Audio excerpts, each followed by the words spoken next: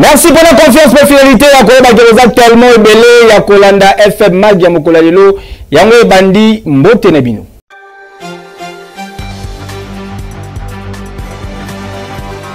Situation sécuritaire en Est de la République démocratique du Congo, FARDC va récupérer complètement cité ya Ngungu bazali ko sécuriser population pe ba repousser ennemi musika na nenga ko sakanate confirmation et salami na porte-parole ya FARDC na Nord Kivu, le lieutenant-colonel Guillaume Njike. Nous sommes en Ngungu. Vous êtes sans oublier que l'ennemi était en Ngungu et il continuait à larguer de bombes sur les déplacés, sur nos populations. Vu cet état de choses, le commandant Tafok Sud Kivu et les commandants Tafok Nord Kivu ont compris qu'il fallait faire une planification pour riposter, n'est-ce pas, aux incessantes attaques et violations du cessez-le-feu par l'ennemi. Et raison pour laquelle les forces armées de la République démocratique du Congo ont récupéré Ngungu et repoussé l'ennemi et sécurisé notre population qui rentre déjà en Ngungu comme vous venez de le constater. La situation est telle que les forces armées de la République démocratique du Congo, appuyées par les Ouazalendou, continuent à repousser l'ennemi en profondeur, de manière à ce que notre population soit vraiment protégée. Et c'est le travail que les forces armées de la République démocratique du Congo est en train de faire au moment où je suis en train de parler avec vous. Ben écoutez, nous observons les cessez-le-feu comme voulu par la hiérarchie. Mais il s'est fait que nous ne pouvons pas. Les forces armées de la République démocratique du Congo ne peuvent pas admettre que les tirs aveugles de l'armée rwandaise et ses alliés fassent du mal aux déplacés et à notre population. Et donc, l'opération Caterpillar 2, planifiée par le commandant Tafok Nord Kivu et le commandant Tafok Sud Kivu, a pour mission de riposter à toutes les violations du cessez-le-feu par l'armée rwandaise et ses multiples alliés. Ben, la population de Ngungu, qu'elle se mette à l'abri, son armée, accompagnée par les volontaires pour la défense de la patrie, sont en train de faire tout pour que la situation redevienne calme. Au moment où je vous parle, que notre population sache que son armée est en train de repousser encore l'ennemi en profondeur, de manière à ce que la population de Ngungu retrouve pleinement sa quiétude.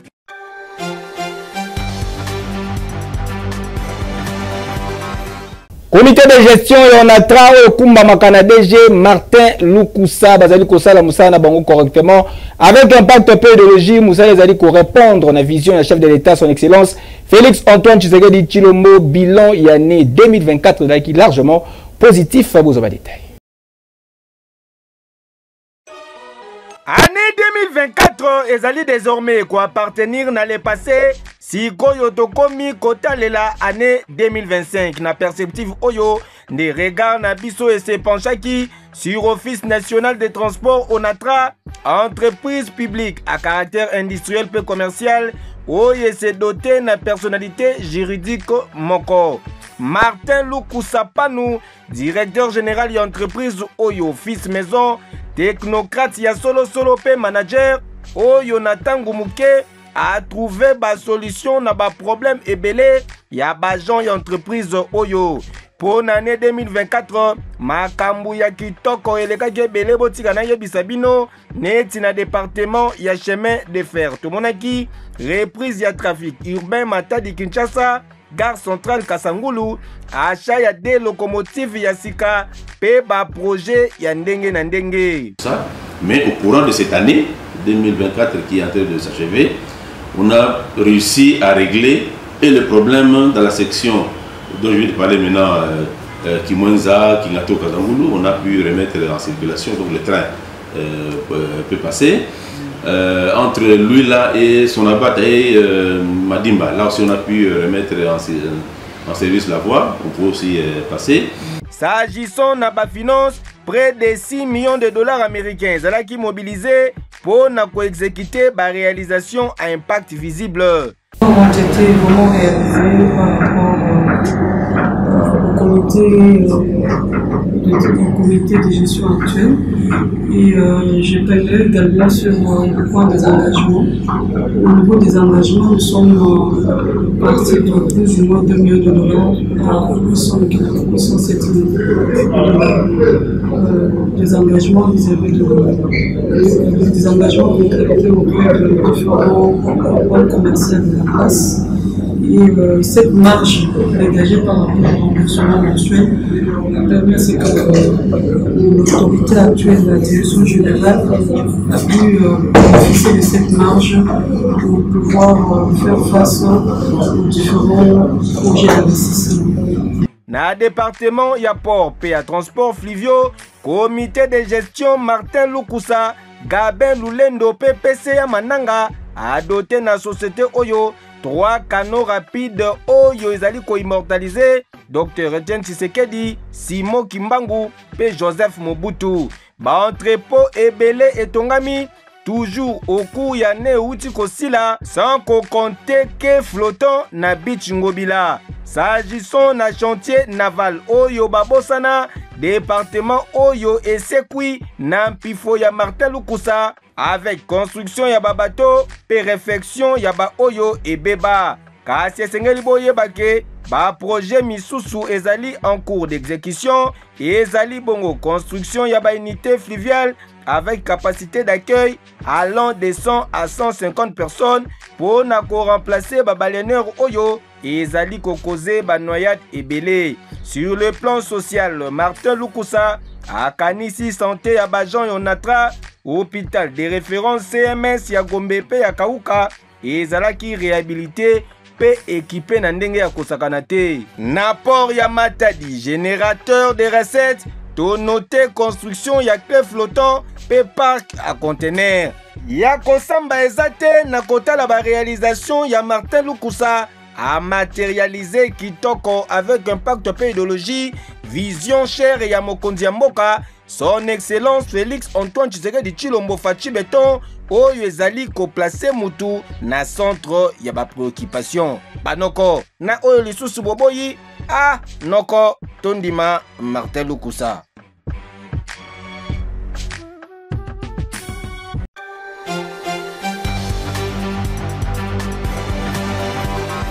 Président national du parti politique Union des démocrates patriotes Wilson Pongo Walelo azali favorable pour le changement de la constitution.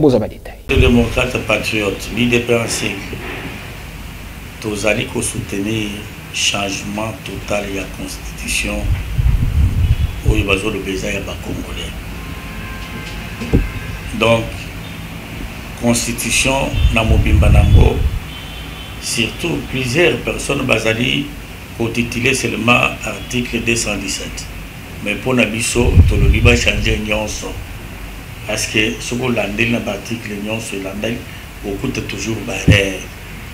Donc, raison pour laquelle l'Union des démocrates et Sengi va changer constitution. Voilà. Nous accompagnons, tous accompagnés le président Nabiso. Yamboka, Mokonzi Yamboka, Félix Antoine Tshilombo Tshisekedi, dans le changement de la constitution. Nous devons les soutenir dans la vision naïe. Voilà notre objectif et notre planning du parti. Merci. Ok, merci.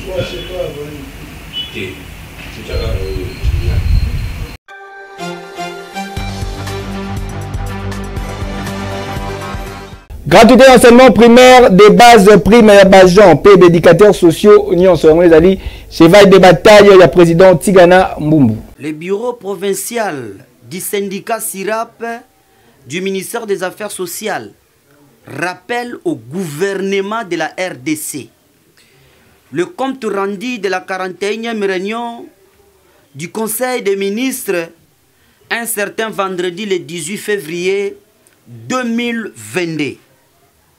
Page 8 concerne les éducateurs sociaux de la République démocratique du Congo, du ministère des Affaires sociales, gratuité de l'enseignement de base au bénéfice de l'éducation non formelle.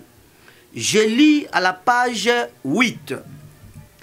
Le compte rendu a concerné l'application de la mesure de gratuité de l'enseignement de base au bénéfice de l'éducation non formelle. À ce sujet, le ministre des Affaires sociales, Action humanitaire et solidarité nationale a fait part au Conseil des difficultés rencontrées par le Centre de rattrapage d'alphabétisation et d'apprentissage professionnel. Sur un total de 26 706 éducateurs sociaux, seuls 69 éducateurs sociaux sont payés alors que 20 730 souffrent de non-impayement depuis 3 ans. Cette situation a entraîné la fermeture de plusieurs centres à travers le pays.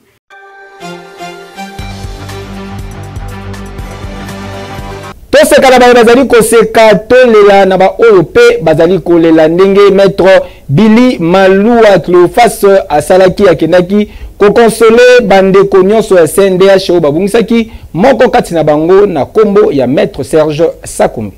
Ndenge kaka balobaka ke bayebaka muninga malamu na tangu ya pasi ndenge kaka président ya fondation Malua asali na kotondisama na sens ya humanisme. Maître Malua Billy Cleophas akitaki ye moko en personne na siège ya Commission nationale des droits de l'homme na objectif ya koprésenter message moko ya réconfort pe ya condoléance na président ya Commission nationale des droits de l'homme Paul Sampou Mukulu oyo abungisi moko ya ba membre ya directoire ya institution na ye Maître Serge Kibambe Njibu, directeur ya cabinet adjoint.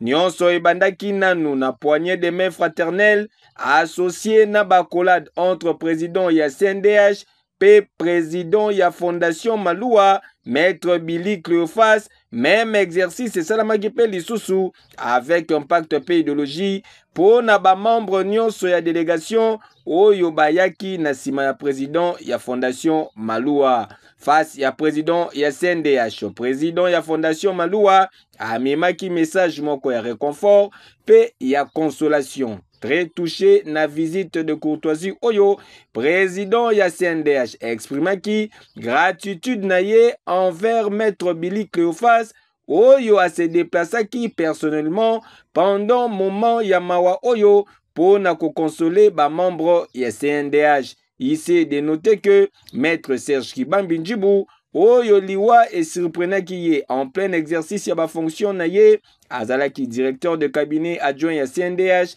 pe secrétaire exécutif ya Ligue des électeurs. Tika ete mulimo na ye epema na kimia.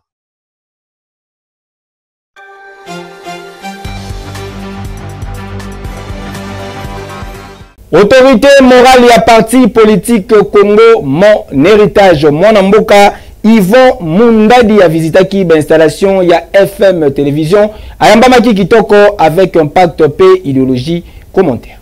Ndaku yambaka bapaya ezali ndaku ya mapamboli ndenge balobaka kasi botunanga nini ndenge kaka tovandi boye porte fungwami président Yvon Mundadi akoti autorité morale ya parti politique Congo Mon Héritage ayaki ko visiter installation ya chaîne de télévision Fondation Malua FM TV tikana yebisabino kayambamaki kitoko avec un pacte pe idéologie na coordonnateur général ya FM TV monsieur Apollinaire Kasonga oya tambusaki kobanda na réception koleka na ba bureau nyonso montage au salle de rédaction tina plateau en tout cas et salamaki une ambiance moko ya kosakana te nasuka ya masolo autorité morale ya parti politique Congo Mon Héritage Mwana Mboka Yvon Mundadi asalaki communication oyo pe maloba te pona koloba merci mingi na cadre kitoko bope singa lelo FM na bande ko mona ngona musika na koti en tout cas bravo longonya mingi na créateur na yango et longonya pe na cordon oyo azotambwisa yango ba disposition na moni cadre ya koyamba batu na esika ya kovanda na plateau tosali yango émission en tout cas bravo longonya mingi je sais que na mikolo koya boko sa so malamu mingi koleka esika wana. ezalaki pe occasion pour na parti politique Congo Mon Héritage ba valider partenariat na bango na chaîne professionnelle oyo FM TV. Noko noko na oyo lisusu oboyi epesa zuati. Yeke yo.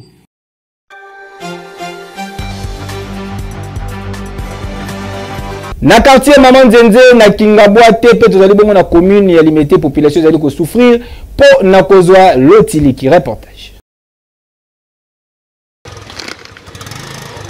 Bazali na kanda na ndenge ya kosakana te population oye vivaka na quartier Maman Nzenze na Kingabwa tepe na commune ya limité po hormis ba problème ebele oyo bazalaka na yango lokola impraticabilité ya nzela bosoto epai pasi ya mai kasi bokondima te ke awa en plein capital na commune ya limité en plus basala mikolo ebele courant ezalaka te bazali ko vivre na molili na ndenge ya kosakana te pe ekomi kokoze insécurité kokamwa neti mama oyo bozali komona ye penza soki amoni ata DGSNL akoki kosotele na nzoto boyoka abino bolia tufutaka fati fati le peso ya buyebite bato basana na pasi ya courant boso tinde fati tufutaka mbongo bobola bisi bangamba na bino mboko ya bino moko ya biso te. Kabine ya munene oyo bozali komona awa babengaka yango kabine ya angenga esthétique ya podium batu biloko epola bango na ba congélateur et bongwana ndaku ya bampuku.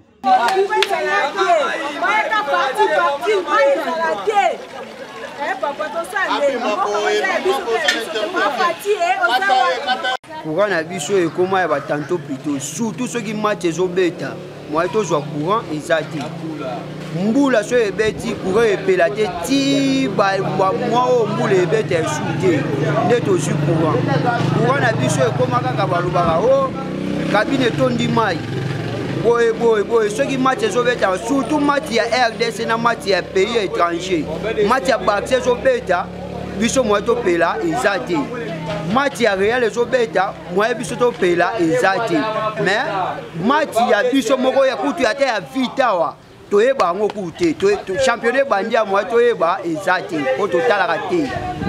En tout cas, venir on a évité ceux qui vraiment battent la rave biso na bakonzambo. En tout cas, courant ezaka se mbule beti. Donc tozoyeba te. Donc tozaka na mboka be tozana vie. Mbula raso ebeti be courir kei na ngodo on est que na ba bossa na pe on irait to vivre na Zamba, on irait to vivre à roi makaku na Zamba.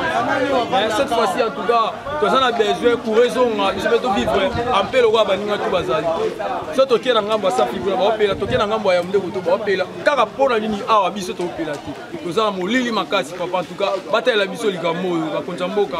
Bazo pena charge makambo en tout cas biso tozana to na sécurité ko to makasi par rapport à courant. Pour ezate ba milili wana écrire ba biloko mabe insécurité bato bazobotola bato ba biloko likolo ya kozanga courant. En tout cas baluka moyen basala biso les fils que topela rata ata tozangi ya rolia tozala rata na lumière bamona rabe ke tozala courant to vivre en fait tozala kisasa.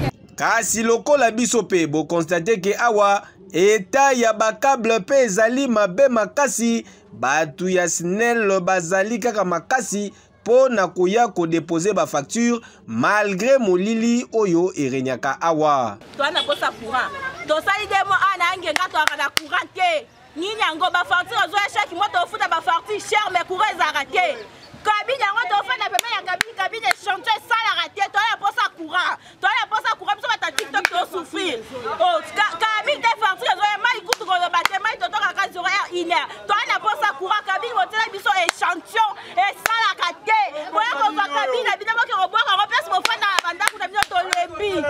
Papa directeur général Yasnel Papa Fabrice Lusinde oyo ezali kosalama awa na quartier Maman Nzenze na kabine ya Ngenga na Kingabwa na commune ya Limete ezali pasi mingi pe ezali kobebisa image Yasnel.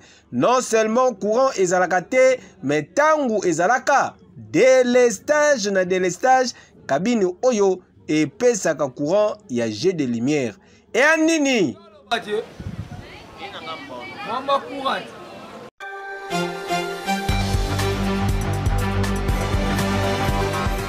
Avenue Victoire de Komanango parking ya bafulu solo eleki ba pousse telemaka à chaque fois bakongo to boaka matiti na balabala la population est déclarée.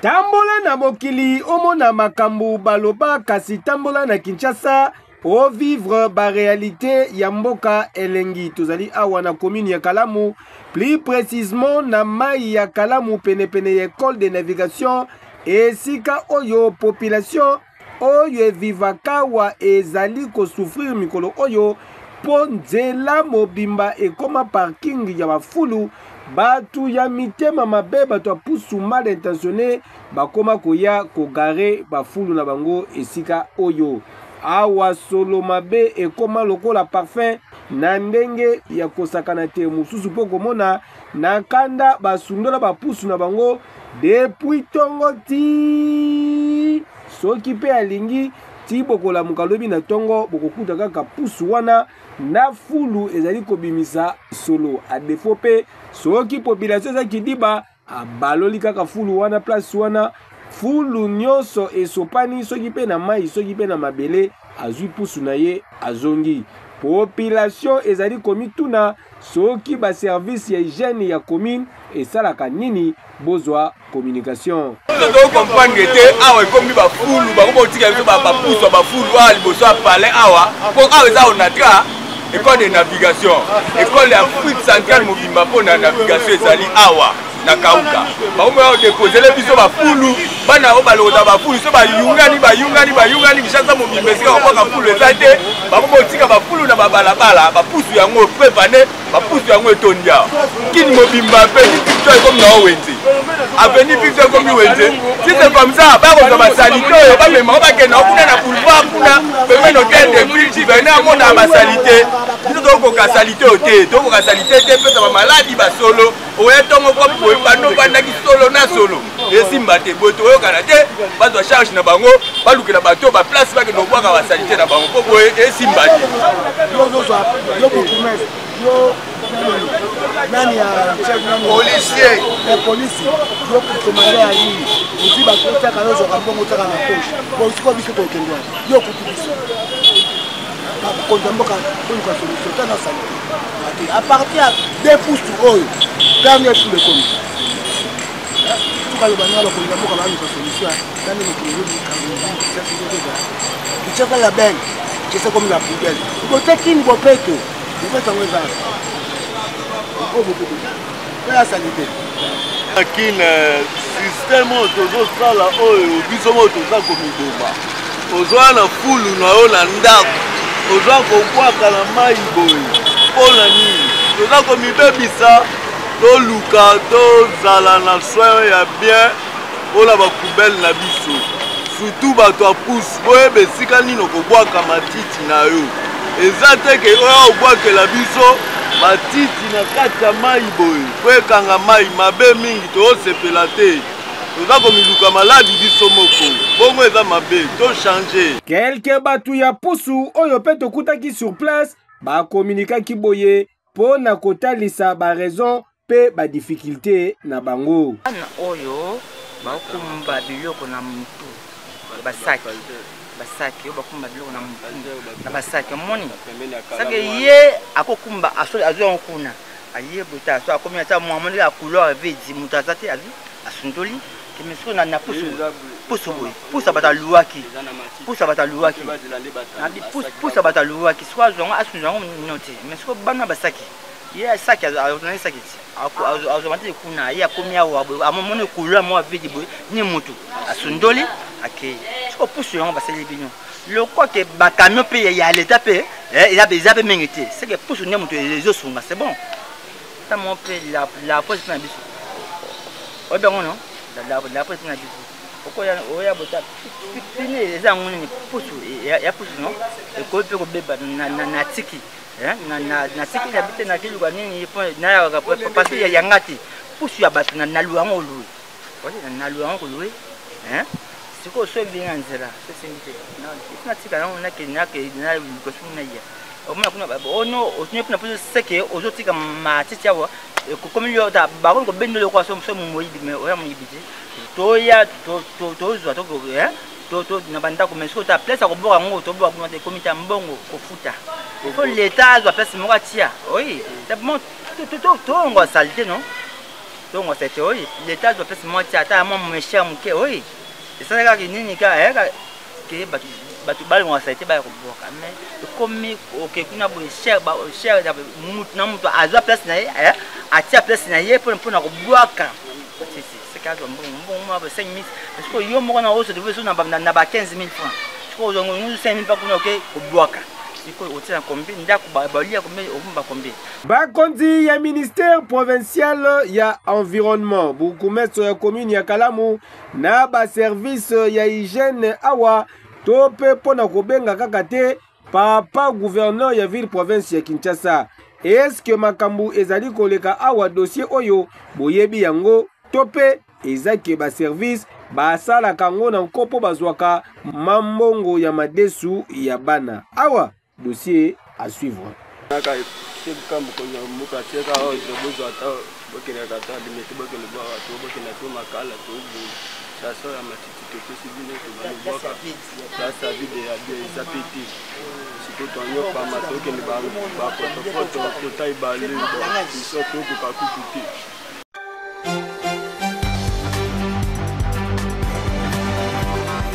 Na Kingasani bakulu na bakimi na drapeau ya Sousiat ekamwisi population boza ba détail.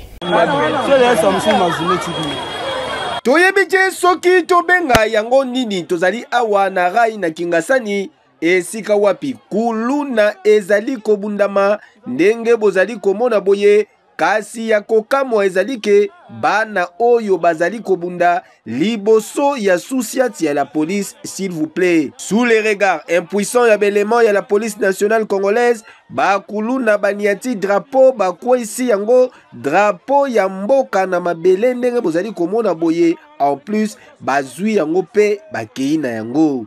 Kosa kimiko oyo motisi sa bakwesi drapeau mboka bakwesi drapeau mboka bakena pa bakuluna drapeau mboka penza bino ba police drapeau mboka bazu drapeau mboka drapeau mboka munduki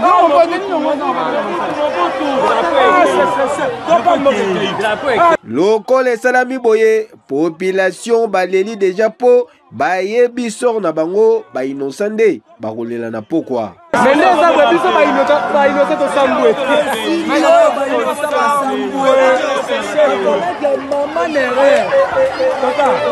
Baba nere ka ba ima kambela yo. Yo sala munduki mutoke na. Ba konzi ya mboka pardon boyete boluka solution mbangu. Dossier à suivre. Drapeau mboka penza bino ba police drapeau mboka. Bazu drapeau mboka. Drapeau mboka munduki drapeau.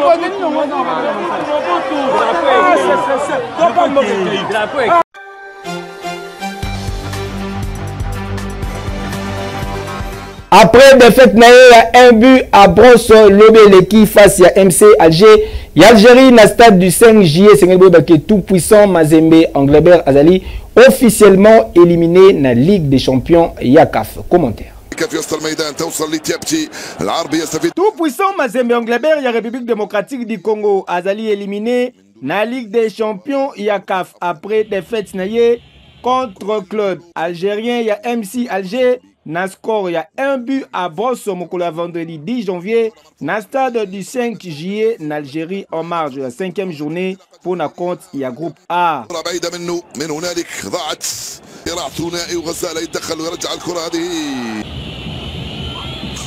Unique but il y a rencontre Zalaki inscrit par Akram Boura sur penalty na 36e minute de jeu.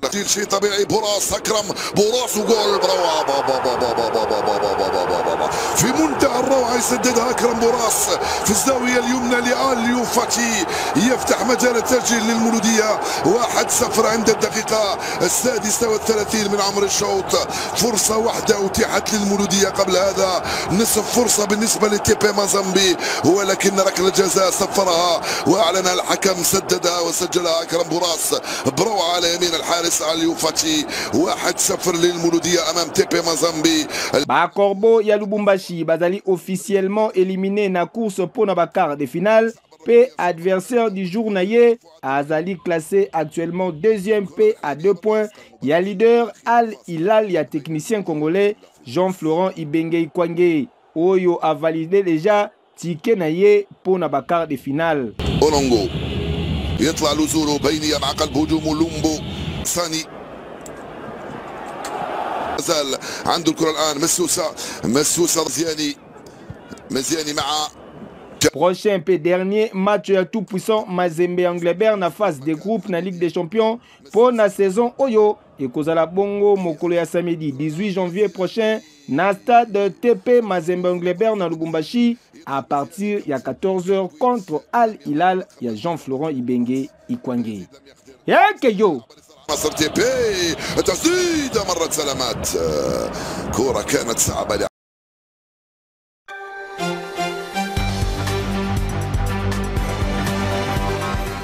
Merci pour la confiance, pour la fidélité. Comme il y a Souka, il y a présentation, il y a FM Mag, il y a Mokolo, il y a Lelo, Nazaraki, une présentation avec Impact P.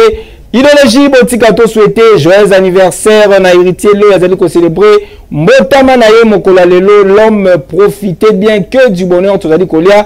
Tout à dit qu'on est là avec Impact P, idéologie, Ndenge, Kaka, Ezalaka, Bosepelaki. Naba image, Bopesa, merci, na Junior David, Katouloussi, sans oublier. Israël Kimasi, montage de Simamaki na Francis Pétapé, régie finale de Simamaki, l'ingénieur Gelor Mouya. Bama Tabakita, Baba Lukalmabele, Ngai Nabino Tukutani Lobby.